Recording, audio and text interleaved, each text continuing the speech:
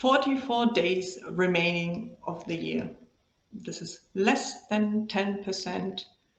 Holiday season is approaching with Thanksgiving, Christmas, New Year's Eve. It's winter, it's cold outside, and we have a pandemic going on. Despite all those facts, which are most certainly true, I don't think it's time to kiss off this year. There's still plenty of time, there's still plenty of opportunities. My name is Maike, and I'm the co-founder of MaLish. What we do at MaLish, or what specifically my position is, to help entrepreneurs, whether young or old, startups, founders, or whatever stage, to help them grow their business, enter new markets, think of new and creative ways, especially 2020, how to work on their business. And it's my pleasure to do this LinkedIn Live, which I'm doing once a week for the fifth time, the first time in English, and watching you live. So everyone from my international community who hasn't been part of my life, please feel free to comment and share also your experiences. I can actually allow the comment to appear here, and then we can have sort of a discussion ongoing and keep this very, very lively. I'm doing this in English. First of all, I don't mind. And secondly, I was inspired by Fatih to do this talk so that for everyone around the world to also profit from my view, I decided to do this one in English. It's going to be a short one, and I hope I can inspire and share my tips on how I see life and how I think you can still make use of the remaining 44 days. Because let's face it, anyone who does something now is at a clear advantage over everyone who not doing anything, waiting for New Year's, or just thinks the world is going to go downhill anyways. So, and it is not only that if you start now, you have 44 days advantage. No, it's also you start the momentum, you start things rolling. And if you take the 1st of January as kind of a starting point, which I also like to do in a way, but if you do that, but you have already 40 days where you smashed into, believe me, you're going to be at an advantage. But how to do it, how to do this in your private life, but also in your business life, this is what I would like to talk about. So what are some of my tips I would encourage everyone to do is, first of all, look at your numbers. So that's your financials.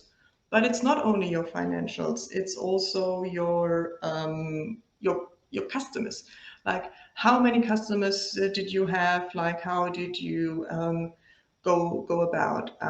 Were they really happy? How much turnover did you make with them? Were they totally satisfied? Or maybe should you look into and getting back to your customers?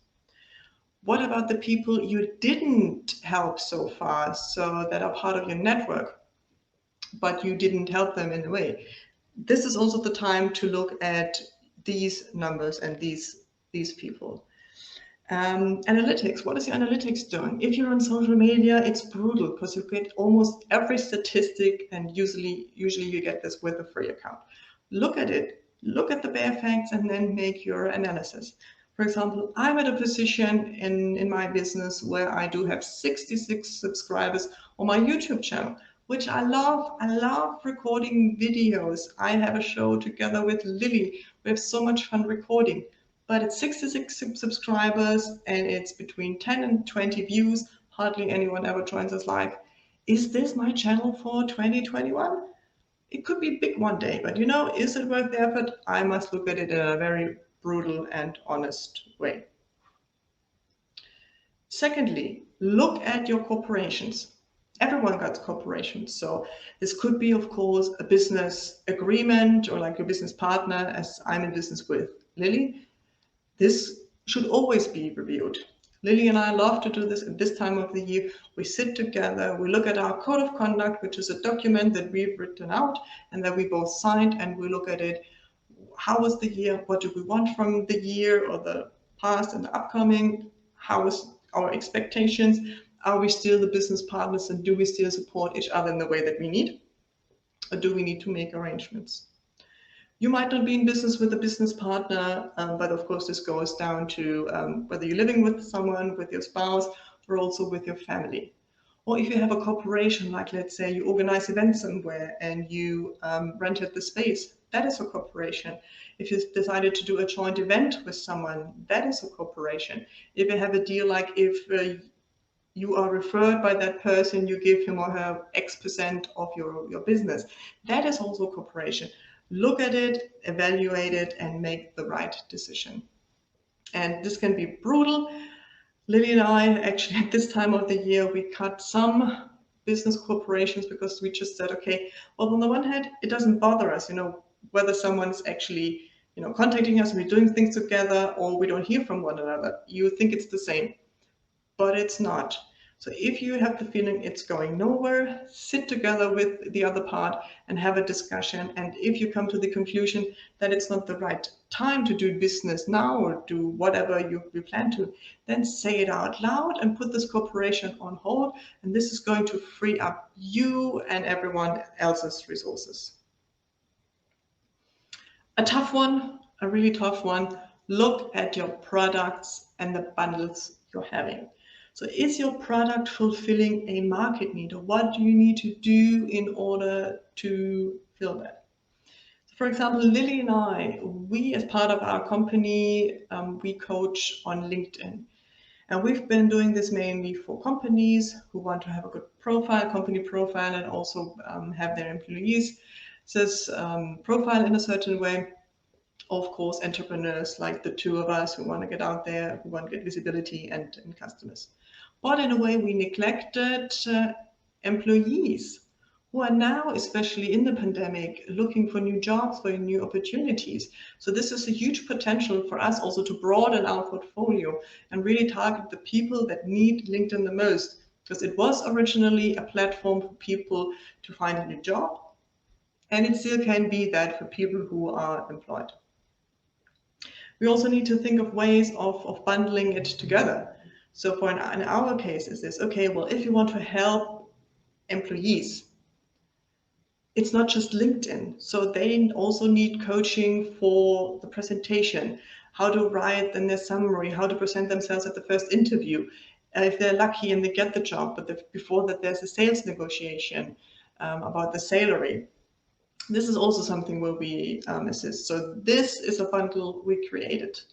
Same as if you go into the entrepreneurship. Like, I love entrepreneurship. Of course, I would want everyone to found his or her own company. It's a great way and it's so rewarding. Yet, I quit 3 years ago in a good economy and we were struggling. We were really struggling at the beginning. So now is not the time to tell anyone, just quit your job and do whatever your heart tells you to do. Now is really the time to put some thought in it. How we transfer this into our products and product bundles, we think of ways of how to help people have their job, even if they're unhappy, but it's still a job. And we help them how to find something that they really love doing, and we look together if this is worth a business. So we help them start a side business so they can then later on judge whether they could actually do it full-time, for example.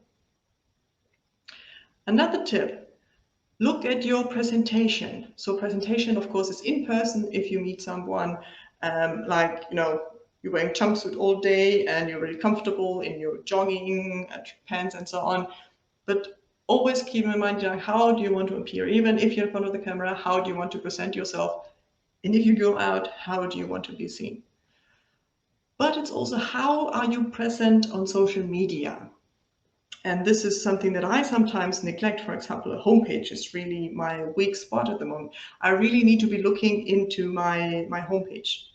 But another thing is flyers. Do you have product flyers? If you don't, make sure you have them. This does not mean they need to be printed and the woods need to be cut. It can also be an online flyer that you send out, that you put on your homepage, whatever. But think of what do you need to present yourself? What's with your LinkedIn profile? Do you have a LinkedIn profile? Is it well? Do you have your latest products? And have you everything written out so people actually know what you stand for, what you do? and how they can reach you and what way would be the best to get in contact with you and for what kind of topics. What's with your YouTube channel? You know, I told you my sorrows about my YouTube channel, but at least I'm still proud in a way because I know people, not many, but whoever lands on our YouTube channel, MaLish Connecting, sees that we put a lot of work in it. We have an introduction video for people who are visiting the first time or the people who are revisiting so they're not get bored. We have different playlists, so we have it all structured out in a very nice way. I almost daily upload videos we present because I know someday it's going to pay off, and I encourage people not to look at the numbers, but I'm really proud of what we achieved in 3 years on YouTube. So this is why I'm saying, well, I did my homework on this channel for sure. And general social media, how to present yourselves. And if you have questions, you know you can always reach me. Another thing is look at new ways to do business in 20 and 21. So what does this mean? Maybe you need to change your network. Maybe you've outgrown your old network. Maybe you need to move to a next one. And this is then an online and offline. This is going to cost money. How are you going to structure it? Really, now is the time to think about it. And also look at new platforms.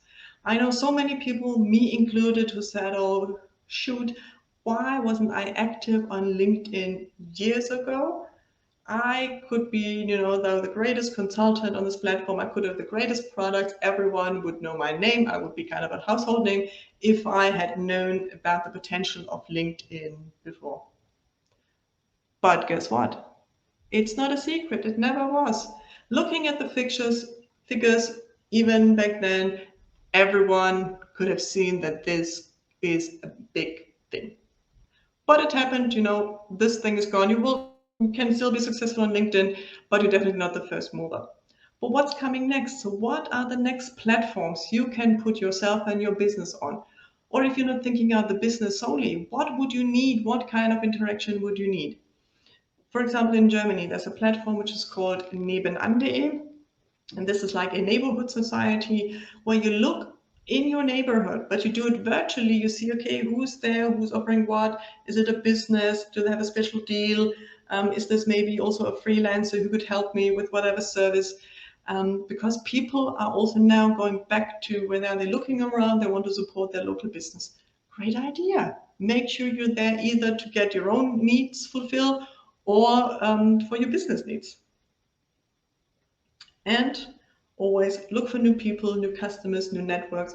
That is really the time. It is Christmas season, so it's never as easy as during Christmas season to approach new people and just letting them know that you're there and that you were thinking of them or that you think you have something really valuable to them. And that whenever the time is right, we'd be happy to have a chat. This is a soft sell, a soft pitch. And if you combine it in a nice way and even maybe offer something. So I'm designing little workbooks that I'm going to upload on our homepage, compreneur.com, for people to download. So I give them value. And this is really the time to give value to people, also people you've never met before. So that's one of my tips. Questions to self, and thank you, Fatih, for sending them in. Think about, what should I change? And of course, also, what should I keep the same? It's not only about, you know, changing constantly, running after new ideas. No, it's really also about finding what's good and keeping on to it. Oh, the third question I love. What don't I know yet?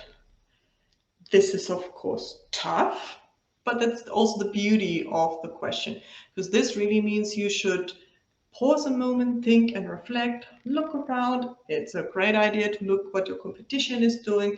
What is your greatest, you know, the business person that you admire and that you follow? What are they doing? What is new? What is current? And could this apply to you? Looking at different industries, it's amazing, because something that works, let's say in the automotive industry, might work for your consulting business or for your hair salon. I don't know, but it should be your mission to ask those questions and to think what is out there that you don't know.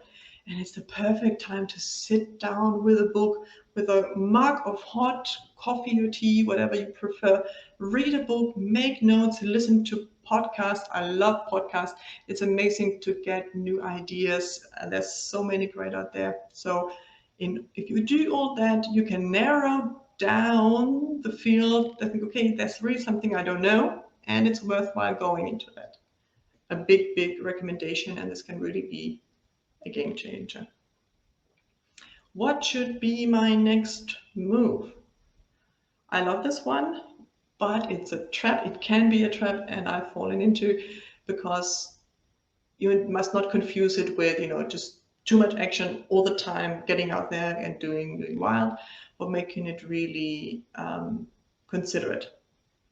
My greatest advice is here to ask someone, to double check with someone, to get someone who holds you accountable, and ideally someone who's done it before. So assuming you're thinking, or you've just started with your own company, it would be a great idea to ask Lily and myself for advice, because most likely we've either done it, or at least we have the knowledge and could give you some inspiration, or we could send you to people who could definitely answer that question, so that you're not all over the place. Coming more to a personal aspect, I also summarized a few things. New Year's resolutions. I love New Year's resolutions, but I also know many people hate them. Why do people hate them? Because it's so hard to keep up with them. I don't know if the statistics is true, but I heard like by the mid of January, most New Year's resolutions have stopped. And often the people still remember, which makes it even worse. So they remember there was a New Year's resolution just 2 weeks old, but they broke the habit already. That is really the challenge. Well, going back to my introduction, imagine you started with a New Year's resolution now. You would have 44 days advantage over almost everyone. Plus, many people often think, okay, New Year's Eve, the new year, I really need to change everything. So I need to change my diet, eat healthy, no sugar, no alcohol. I need to get up early. I need to be a better version of myself. I need to read a lot. I need to do much more sports. So this is so much, and it can be all overwhelming. But if you started now only with part of it, let's say getting up an hour early every day, starting to read something, doing sports 3 times a week, then you can build a habit, and these little incremental steps can then be a habit by the time 2021 has arrived, and you have a much higher chance of actually keeping up with them. This is basically what I said. Start with smaller steps and start now. And I know this is also something I should take to heart. Don't take yourself too seriously. Don't always think about, what's this business and how can I improve and beat up yourself, but also take the time to reflect, to relax. I always encourage anyone to do something meaningful, but even not, even if this is total crap and it's a waste of, whatever, still this might be, if there's something good for you, do it. And of course, this is also the time to spend with family, or at least think of them. If you can't travel for Christmas, imagine how many hours you save yourself. Why not sit down, write a Christmas card, and add a little something and make a parcel? Because parcels are going to be delivered. And if you do them now, you've got 44 days until the year ends. So if you start now, it should even be there before Christmas. I'm about to finish this call because I'm meeting with a friend online, of course, who I haven't seen in quite a while, and I'm really eager to see what she's been up to. So this is going to be a nurturing call, and I'm hopefully going to have a beautiful end of the evening, so to say. Thank you very much for joining. I appreciated you being here, listening to me. This is so current. I'm going to upload on many platforms, also YouTube. Don't forget to check it out and subscribe. I really would love to have more followers, and I can guarantee you're also going to profit from it. Have a beautiful evening, everyone. Thanks for watching. Bye.